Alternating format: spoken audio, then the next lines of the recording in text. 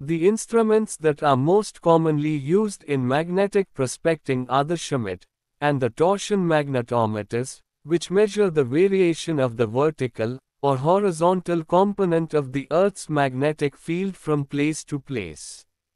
The above-mentioned instruments are generally used for ground surveys. The Flicksgate, proton precession, and rubidium vapor magnetometers are the most sensitive modern instruments, which measure the magnitude of the magnetic field of the Earth. These instruments can be used for ground, airborne and marine surveys as well. Purpose of magnetic surveys. The purpose of the magnetic surveys is to record the spatial variation of the magnetic field on the surface of the Earth, and relate the variations in terms of the surface and subsurface geology. Surveys can be carried out on different scales depending on the objectives of the investigations, like reconnaissance, regional, and details surveys. Depending on the purpose of the investigation, magnetic surveys can be broadly classified into three types, such as small-scale, medium-scale, and large-scale surveys. The airborne surveys are usually conducted in small and medium scales. Ground surveys are carried out mainly on medium and large scales.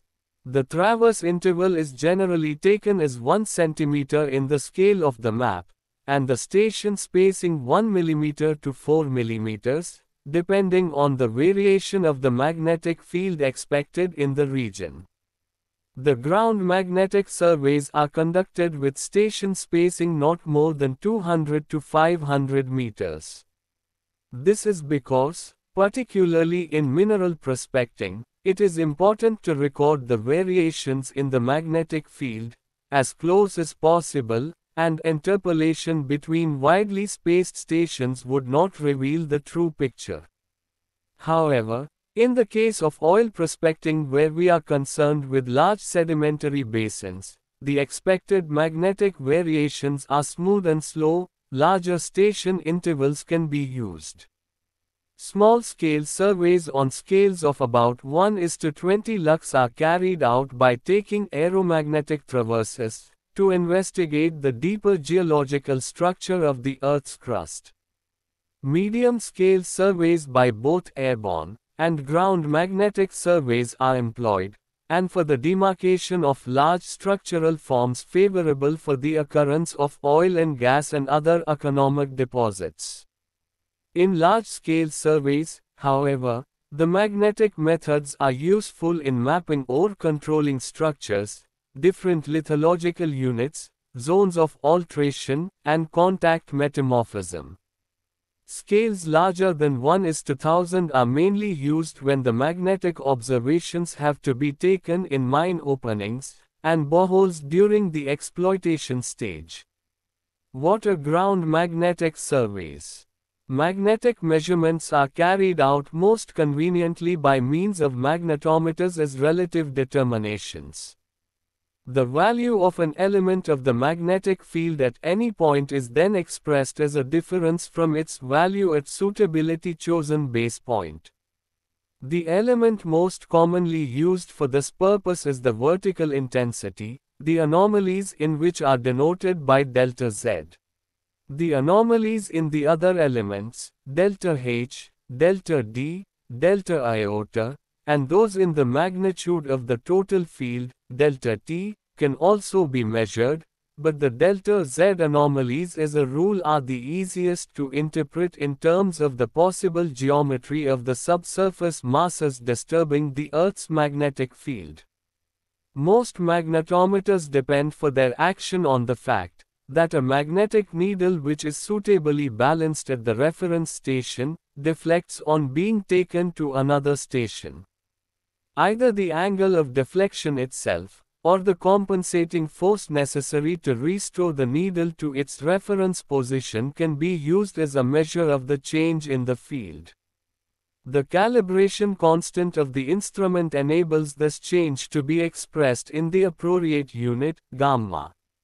Magnetic surveying procedures. Magnetic surveying are classified a grid and profile surveys depending on the density and geometrical distribution of the points of observation or stations. The grid survey facilitates preparation of anomaly contour maps or ISO anomaly charts for geological interpretation. In profile surveys, observations are taken at stations along traverses, and the magnetic anomalies can be represented only in the form of graphs. What to consider before a field work? Before setting up the instrument at an observation point, the observer must take certain precautions. The observer must remove from his clothes iron and steel objects like his wristwatch, keys, pen knife, belts with steel buckles. The less conspicuous objects which vitiate the readings are steel wires in spectacles frames, zip fasteners and nails in the field shoe. The observation points should not be near railway lines, electric power lines, wire fencings and any construction which could be suspected of disturbing the readings. If a single instrument is used in the survey, a base station is chosen at the beginning of the day's work, and a schedule is arranged that will permit a return reading. Thereafter, every few stations in the field are occupied. If two instruments are available, one instrument can be kept at the base station to record variation of magnetic field with time. In this case, the field magnetometer may be brought to the base only at the end of the day's work for checking. Extreme care must be exercised in leveling and orienting the instrument.